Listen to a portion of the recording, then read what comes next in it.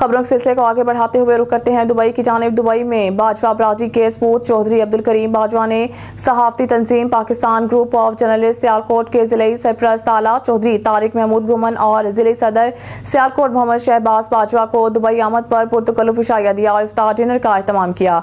इफ्तार dinner में पाकिस्तान तहरीक इंसाफ के साबिक टिकट होल्डर हल्का PP 50 डस्का हाजी इमानुल्लाह वान, सदर youth wing Dubai Chaudhry Abdul Ghaffar Gujjar, Pakistan overseas community Dubai के जनरल सेक्रेटरी चौधरी वकास घुमन, समाजी रहनुमा चौधरी जिशान घुमन और सियासी समाजी रहनुमा मियां गुलाम मोहिउद्दीन दीगर शख्सियात ने खुसूसी शिरकत की।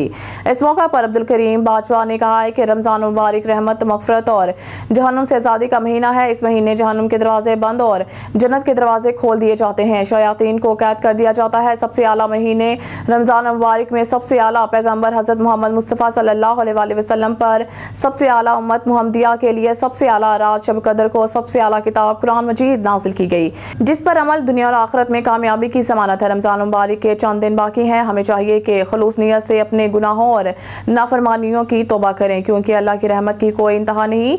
मुश्किल कुशा माफ़ करने वाला, हाजत रवा, इज्जत और जिल्लत देने वाला माफ़ करने का बहाने ढूंढता है। जब गुनाहगार तौबा करता है तो अल्लाह ताला बहुत खुश होता है और अल्लाह पाक की रज़ा ही दायमी कामयाबी है।